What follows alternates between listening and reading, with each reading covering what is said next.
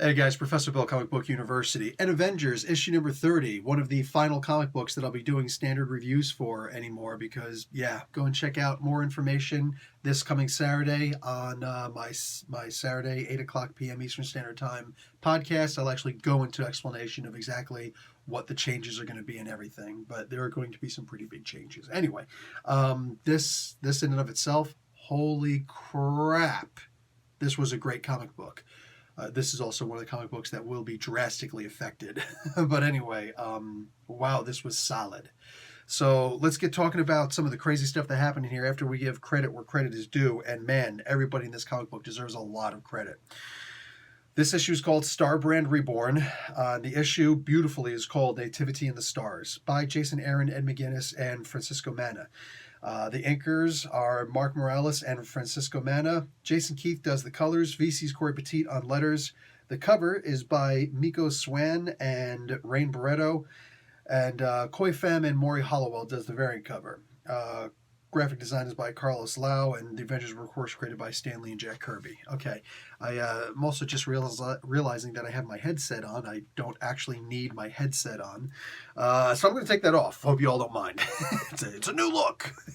So this was a wicked, amazingly good comment, and the social commentary in here on both sides, okay, is amazing. It's absolutely amazing. So this comic book spoke to me, and it is a beautiful, amazing freaking comic book. Holy crap, I freaking loved this. So let's get talking about this. Basically, here, let's talk about the one thing I didn't like in here. Ghost Rider talks, and it was stupid. The way that he was talking, he's talking about something like, for some reason, I thought he was getting space madness or something. Like, and maybe that's something that that Jason Aaron is going to show us later, that he wound up getting space madness because he was out there for so long and whatever. Okay. Oh my God, he started talking about, hey, let's go home. And I think I remember how to get home. And you know, my mom used to make nachos. Hey, are we going to have nachos? I'm like, oh my God, somebody just murdered this stupid version of the Ghost Rider. He had one panel versus dialogue, and I wanted him completely removed from the Avengers roster forever. And I don't care if this character goes into infamousy, whatever.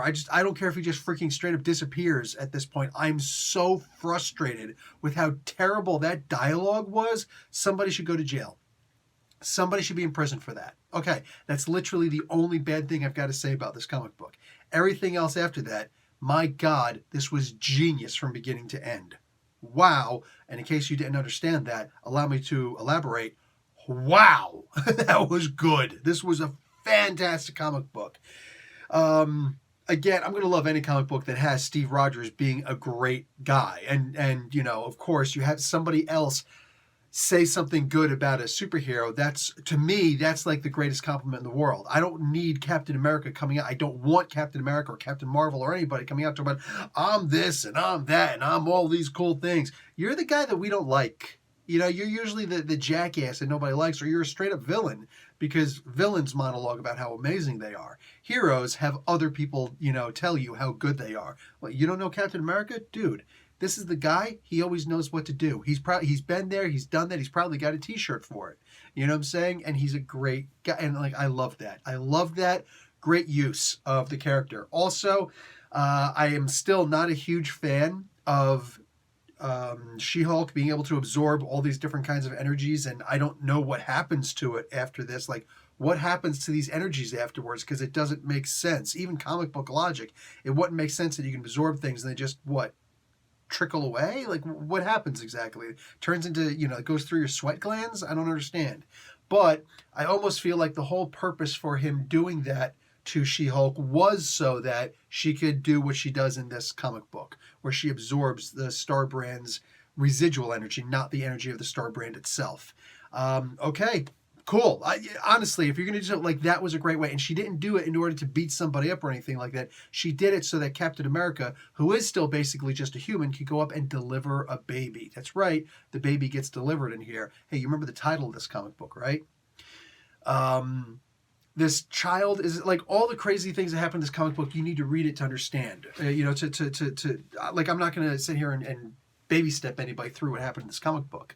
But I will say that the symbology in this comic book, Jason Aaron is freaking awesome. First off, I think you also owe a big high five, Mr. Aaron, to Donny Cates, because I read this comic book before. It's called Baby Teeth. It's actually one of my main introductions to Donny Cates before I saw any, the cool things that he's done in Marvel. So, what do you call it? Before he was doing the Thanos stuff, the Thanos Wins storylines. This was still really good though. We've got a new superpowered baby, possessing the Star Brand. Like that final line was the big, this is the Donny Cates line. What happens when the baby cries? Yes, that makes sense.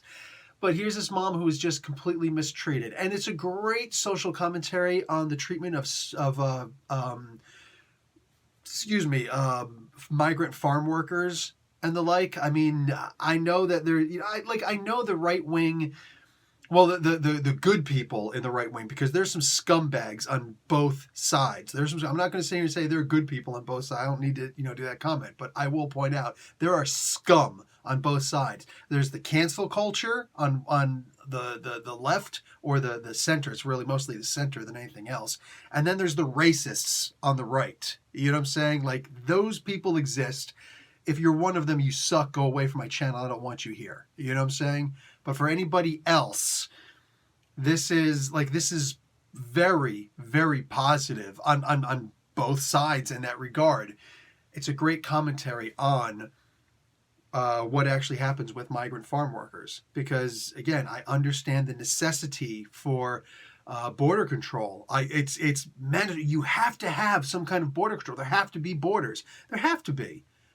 Just look at the situation with the coronavirus right now. This isn't a racism commentary at all. You know what I'm saying? This is the idea that we do not have doctors on our borders. We only have police. You know what I'm saying? And it's not the police that we really need in any major regard on the borders. All right, what we need are doctors on the borders. Because if you're sick, bud, I'm sorry, man, we can't have your super ultra brand new contagious disease coming into our country. We can't have that. So we can quarantine you for a while. You're not going to like it, but the alternative is turn around and go back the way you came from. You know what I'm saying? But we can't let you come in here if you got some major ailment. So I'm good. I'm good with the idea that we have to have some kind of border. We have to have some kind of protection at our borders. And that also includes, planes and people flying in and whatnot. No, because nobody's going to do that over there. We got to do it somewhere. So you want to come into our country, you got to be checked by a doctor, one of our doctors. So, yeah. So I get it. But at the same time, there is also the idea that migrant farm workers and people just looking to make a living, they got to do what they got to do in order to make some kind of a living. And it's not their fault sometimes when these bad things happen to them. Here's this Earth woman who gets smuggled into Shi'ar space, and holy crap, this is a terrible, terrible thing. This is not her fault. She gets brought in for free, but she has to pay to come back. Hey, shades of Darth Bane in the Star Wars novels. You know what I'm saying? Like one of the earliest freaking books in the Star Wars novels. It might still be the earliest, but I don't know. Anyway, where, this kid is born on a mining colony and he's got to pay his way everywhere. And it's like, dude, this stuff just isn't fair. You brought me out here for free, but I got to pay to get back. And I'm literally picking berries that are going to be made into wines on the table of the richest people ever, and I can barely afford to eat per day. And she's got her boyfriend who she was separated from, and she's got a baby who she's afraid she's going to, lose, and then she gets caught while she's over there, and it's not her fault, and she gets put in a cage for a period of, well, not a cage, but like a pen for a while, for weeks, and then she finally gets her trial, and it's 90 seconds long? That's not fair. I'm sorry, but this is the very definition of the term, not freaking fair. So, wow, this is terrible. This is something that should make your heart, bleed for these people and say, holy crap. Yeah, we gotta figure out a way to put a committee together and try and figure out a way to actually handle this instead of just, well, we got to put all these people in jail. No, it's got to be so much more than this. It's got to be so much more than this. These people were exploited, and this woman was exploited. And with all of this trauma that's been happening to her, and at the same time worrying about this baby, she can't even be worried about herself. She's got to be worried about the baby. And then she gets hit by the star brand. Also, I love that Aaron did not. First, I'm totally complimenting Aaron on this. Look, the freaking art in this was awesome. McGinnis freaking blew it away with this comic book, man. Gorgeous, gorgeous, gorgeous comic book. But yeah, back to Aaron again. Holy crap, dude! Like the context in here is one thing, but the actual application of this story, of this plot idea, executed perfectly. Perfectly. You know? You've got She-Hulk, who I didn't like the idea that she's got this absorption power right now. And I don't like the way that it's applied. It just doesn't make sense. Like, even by comic book logic, forget about actual physics. Comic book logic, it doesn't make sense. You know, her power, it doesn't. How does this work? Where does that energy go? But at the end of the day, it's almost like he created this power for her just so that he could do this. And she didn't use this for any selfish means. She didn't use this to punch somebody in the face. She used her power so that she could help Captain America get close to this woman to deliver this baby.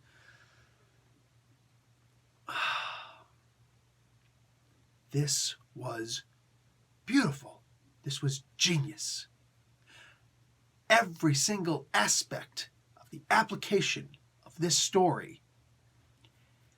I know that we like to think Jason Aaron was sitting there with, you know, like an ink pen and licking the tip of the quill and, you know what I'm saying, like writing the stuff down. No, I see this more like he's got the writers and the inkers and the letterer, and he's got like the editors over here and all that stuff, and he's standing up on the stage with the little whatever, the sheet music here, and he's got the little, let me get one of my pens over here. You know what I'm saying? You got this Bloor Children's Sick Kids Hospital. Just, here's the stuff over here. Yeah, so, you know, you want to donate, I always try to donate, and I give books to this hospital. I give my comic books to this hospital so they can, you know, kids. It's how Jim Shooter got into writing comic books. Who knows? Maybe I just gave a comic book, or I will give a comic book to the next Jim Shooter.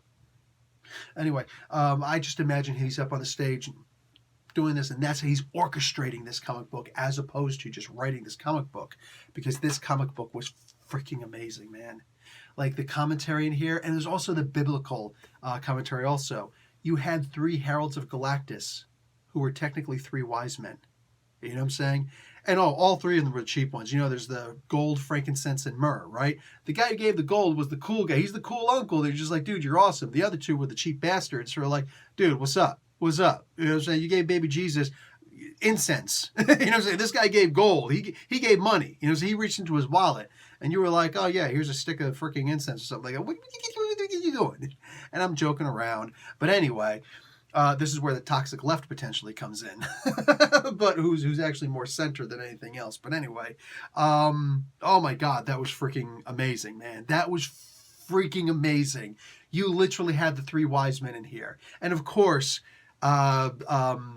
what's his name? Silver Surfer winds up being more like Saint Walker from the Blue Lantern tribe over in the DC Comics, Jeff Johns, which was awesome. I offer the child hope, which is the greatest gift ever. You cheap bastard. Like, just because you ain't got no pockets where you can put a wallet. Come on, man. You made of silver. Like, you know, scrape some of that stuff off. Hook the kid up. I'm saying. You know, so make a little coin with your head on it. I don't care, man. Render onto Surfer what is Surfer's. Dude, come on, you cheap bastard. Anyway, that's just me. Like, this was a beautiful comic book, man. Oh, and yeah, the inspiration that he got off of Donny Cates' Baby Teeth is like, just can't argue that. Can't argue that. Anyway, guys, that's pretty much the gist of my commentary on this, and I hope to expand on that a whole lot more. But again, go and check out my podcast this Saturday, 8 o'clock p.m. Eastern Standard Time, and see what we can do about that. All right, guys, freaking fantastic comic book. I loved this comic book. And yeah, honestly, just put your politics aside or embrace them and read this comic book and enjoy the hell out of this brilliant take on the nativity, and how this is basically like a new version of like a baby God, a baby Jesus, you know, of some sort. Excuse me. And also the idea that it's a like to wrap up this thought, the idea that the star brand is this Earth Mother kind of thing. That's what it seems like because it's so wrapped up and tied around Earth. Love it. I love the idea that he didn't explain it. He said the bonding process of the star brand is as of yet undefined. We don't understand it yet. Beautiful. Doesn't address it. You address the elephant in the room and the conversation is over. You know what I'm saying? It's like, oh, good. Well, actually, it's not even over. There's a pin in it. This can now be explored at a later time. Or never. But it's the idea that you're not just trying to explain away anything. Like that, you just addressed that you don't understand it. Boom. That's a beautiful thing. So therefore, we don't understand it. I love it. Absolutely love that. But yeah, for all intents and purposes, man, it was a great take on a social political aspect of illegal immigrants entering our country and how sometimes it's not their fault. Sometimes they're smuggled. You know what I'm saying? And like it has to be addressed in some way. And that sometimes certain ways of addressing these things aren't possible. There was a weird part in here about War Widow, she's called now. Basically, it's Natalia Romanova. She's like, oh, I see a bunch of guys with the powers of the stars, and they don't like it when a woman gets the power. It was addressed, and we're gonna all take it the way that we're gonna take it. I literally look at this as a very this is Black Widow speaking from a place of hurt. Yes, Black Widow is actually a very complicated character. She exudes strength, but she is still a very vulnerable character for all intents and purposes. You can't have that kind of a traumatic background without turning around and saying, hey, she's got some wounds. It's not just red in her ledger. Some of that red is from open wounds that still haven't healed, It's not just scars. Some of them are open wounds. So I can understand where she's coming from. But Star-Lord immediately screams at us like, you're an idiot, shut up. Calls her a fool, actually. You're an idiot, shut up. What do you call it? This is so much bigger than that. This is not the power of the stars. This is the power to melt the stars. Oh my God. It's like melting stars. Think about that. Especially it's Jason Aaron talking about. What's the solution that Jason Aaron has to everything? Oh, throw it into the sun. It's bad, throw it into the sun. All these things are going to coalesce inside the sun and come back and be like, "Arr." By the way, I probably just wrote Jason Aaron's next book. But you get the gist. You get the gist, right? Everything is about the sun, the sun, the sun. Here he's talking about, this is a power that can melt the sun. Damn, you can't throw that into the sun. What are you going to do now? Throw it into the star brand. I don't know, man. I just wrote Jason Aaron's next book. What do you go? Say I can be critical while still praising, At the end of the day, she is speaking from a place of hurt. So I did look at that. I'm like, that is an idiotic statement. But we all make idiotic statements once in a while. Yes, myself included. I'm guilty. Guilty as charged. Take me away. But the point is that they're in the heat of the battle and they are still at least talking. It's not just the idea of they're fighting. No, they're actually talking in this one. And this is one of the honestly few, almost extremely few cases where it actually works really well. So there's action on the scene, which we comic book fans, we need some action, at least once in a while, right? But there is actually an intelligent discourse happening while the action is happening. So I really dug that a lot. I know there's going to be a bunch of people who are going to, and probably people who just, you didn't bother giving it a second thought, and that's a shame. She's got to be a freaking SJW and toxic femininity. But no, she's speaking from a place of hurt. That's what she's doing. And she's, we all judge the world based on our own understanding of it and our own experiences, our own perceptions are rooted in our past experiences, So, I mean, if you were kept in a cage your whole life, for crying out loud, you're going to come out and you're going to think that everybody's going to try and put you back in the cage again. You're going to have really elevated levels of anxiety, And now you could be talking about a mental health issue where it's like, oh, just get rid of him, hide him under a rock. Well, sorry, maybe we'll hide you under a rock. You know what I'm saying? If we're really that much of a bother to you, maybe you deserve to be put under a rock. But I do like the idea that it was addressed and she didn't try to beat the subject down. You know what I'm saying? It did give one of the, let's be realistic. It gave one of the dumb arguments from that side. You know, it's like, oh, you're just doing this because she's a woman. No, it's because such and such. She didn't try and fight it. You notice Captain Marvel didn't jump in on that, and that's where you figure it would come from, right? Because that's where a bunch of people would figure that it's going to come from, because they're always talking about toxic femininity on the part of Brie Larson, and forever associated with Captain Marvel now. Gee, I wonder why. It's a good thing, by the way.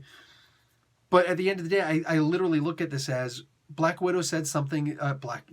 She's Black Widow, okay? For crying out loud, War Widow, the Widow Machine. She said something stupid. She genuinely said something stupid, you know, based from a place of hurt.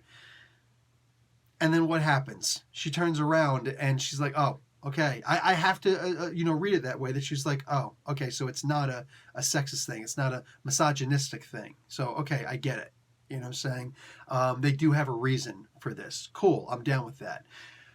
I like that. I like that there was a dumb point brought up and it was shot down within the pages of a comic book. I think I don't know that I've ever seen Aaron do that before. You figure of all the people I read, Aaron would be that person who would be able to write something like that, where he could bring up a dumb point on purpose only to shoot it down, and it's still done in a very healthy way. I can't think of any more examples of that right now, but by all means, in the comments, if you remember him or anybody else doing something like that, by all means, please throw it down, so I can either remember it or go back and read it if I haven't read it. Either way, yeah, it's funny that it's just one lousy issue of a comic book where I'm just like, this is actually, there are a lot of really great ideas in this arc, you know, and a 4-issue arc. Mwah! Thank you, Jason Aaron, for only doing a 4-issue arc, since you only had 4 issues. Thanks for not shoving in 2 more issues worth of stuff somewhere in the middle of all this, because Marvel says we want 6 issues. Screw you, Marvel. Screw you. Stop that. And hopefully they do change their policies. Maybe there's a tweet out there where like, hey, we're going to change our policy. Not likely. That's something I would do. Hey, I'm going to change everything. Watch my podcast this Saturday. But honestly, like, the more I think about this comic book, the more I love it. You know what I'm saying? The more I genuinely love, so that the whole arc, this ended on such a great note. And aside from the Ghost Rider part, there could still be the question of, well, how come the baby got the Star Brand when the baby didn't get the Star Brand? Actually, she got the Star Brand. Well, there's actually 2 ways to explain it. One, it was already said that we don't know how it happened. They could just leave it at that. We could explore it a little bit further and say that we've always seen that the Star Brand can be transferred from one person to the next, at least in Jim Shooter's original New Universal stories, right? The New Universe stories, I should say. What do you call it? So a mother, parents, good parents, period. Everything they do is for their kids. And they've already shown that everything that this woman has done is for the sake of the kids. Oh, she accidentally destroyed all these planets. Well, they didn't say they were inhabited planets. She burned and destroyed a whole bunch of planets on her way to escape from this prison. When she was unlawfully prisoned, she was just trying to go back home, right? They didn't actually say that these were inhabited planets. So I'm going to assume that they weren't. And I hate the idea that innocence would be destroyed, because it is always a moral conundrum. But when you look at someone who's like unlawfully being beaten, and he does everything he can to escape, and oops, some innocent bystander winds up getting killed, somebody who had nothing involved in this being killed on his way of, like stealing a horse and buggy and getting out as fast as he can, that generally sucks for that person. But maybe it's the slavers, the people who are beating up on this guy, who should pay for that, instead of the person who is trying to save his own life. Maybe we can look at it that way, like actually assigning blame instead of just, oh, here's a direct correlation, your fingerprints are on it, so you must have been the bad guy. Maybe somebody was holding my hands to make me, to guide me to do such and such a thing. So like I said, I love that there's so much thought put into this comic book that I can actually derive so much out of this. There's so many little bits and pieces to pull from this. I honestly, I might just have to flat out call this the comic of the week for me. Like this, none of the other comic books that I've read so far, not Thor 2, not Immortal Hulk, you know what I'm saying? Especially not Immortal Hulk this week. This particular issue was almost a letdown. But there's still some comics I haven't read yet, but for the most part, nothing made me enjoy the comic book for itself more than this issue this week. This was absurdly amazing, like almost uncharacteristically amazing how good this was, especially since a lot of us, myself included, have not been a huge fan of Aaron's run so far. It's been too freaking topsy-turvy crazy. I can't remember which issues I liked and didn't like anymore because it's such an undulating wavelength. You know what I'm saying? Like, what are you doing at this point? But, man, if we get more comic books even half this good, I'm going to call this one of the best runs going. That's how good this issue was. So get the trade paperback when it comes out. If you can still get your hands on all 4 of these issues, this and the previous 3, do it. Because, wow, this was a great storyline. I cannot wait to see what happens next with little baby Jesus. I wonder if this little baby Jesus character is going to rival Baby Yoda. Marvel, man, what are you doing? What are you doing? Donny Cates just recently making me love little baby Thanos, knowing what he's going to grow up to. And I'm just like, I would love to get beaten up by baby Thanos. I'm just saying, because this kid's awesome. Anyway. Freaking great comic book, guys. I was going to end this like 15 minutes ago, and I just kept on finding more things to talk about it. Yes, tune into my podcast this Saturday, 8 o'clock p.m. Eastern Standard Time, because I'm going to talk a whole lot about more how I can do more like this. And yeah, anyway, that's it for me, guys. Professor Bill, Comic Book University. Class dismissed.